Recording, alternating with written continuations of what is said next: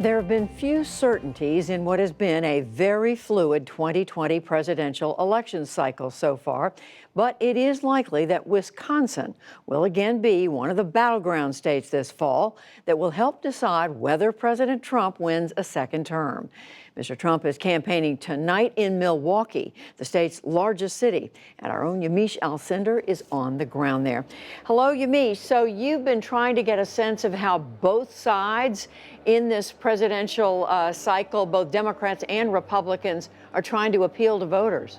Wisconsin is seen as a critical state for both Democrats and Republicans. President Trump won this state with fewer than 23,000 votes, by fewer than 23,000 votes. So what you see here is a really slim margin that Democrats and Republicans are both eyeing. Now, there is a fight with Republicans pushing to purge at least 200,000 voters from the rolls. Democrats are trying to stop that. That's moving through the courts. So you see already a legal battle there. But we've been out talking to Republicans and Democrats about this. Here's what a Republican had to say about the president coming to Wisconsin tonight. Obviously, for on the Democratic side, there's a lot of energy on their side, but they need to get their voters out, and that will potentially could swing Wisconsin blue. Obviously, I'd like to see it stay in the red column, but obviously, Trump just needs to continue to, talk up the strong, U.S. economy, strong consumer growth, strong, the stock market's been very good. Consumer confidence has been very good. So there you hear a Republican voter saying this is what President Trump needs to say to us, but we were also out talking to Democrats, and they are using the president's visit here to organize. They've been canvassing. So here's what Rick Banks, he's a political director of an organization that's focusing on voters of color. Specifically, they've been registering voters in northern Milwaukee. Here's what he had to say about the president coming here and how that could affect their work. There's nothing that moves people like anger, I think, when people, for Trump to come in our backyard and spew the hate and the racism and the bad political policies that he spews, that's going to motivate people to turn out. I think that people are really fired up. People see the impeachment things and they see what's going on with Iran, and they're just like, man, this guy is just nuts. We got to get him out of here. So that's really both sides saying that Wisconsin is critically important, Judy. And we heard the gentleman you spoke with just now mention impeachment. It's likely the president will bring it up tonight. What are his supporters there where you are saying about impeachment in this Senate trial coming up? Now, we're at a Trump rally, so these are the president's fiercest supporters, his most loyal supporters.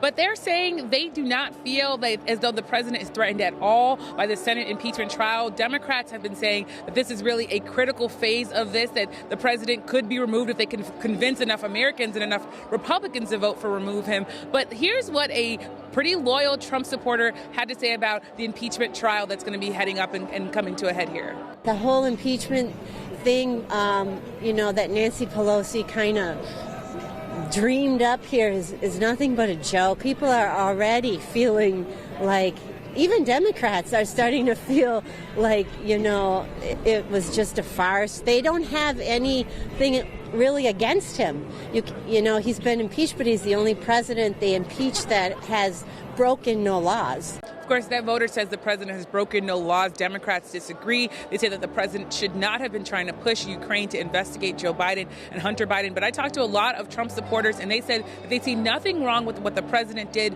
They're actually, of course, echoing a lot of the president's own points. He said that Democrats went after him on this issue because they were mad about the 2016 election and want to see him go out of office. Judy.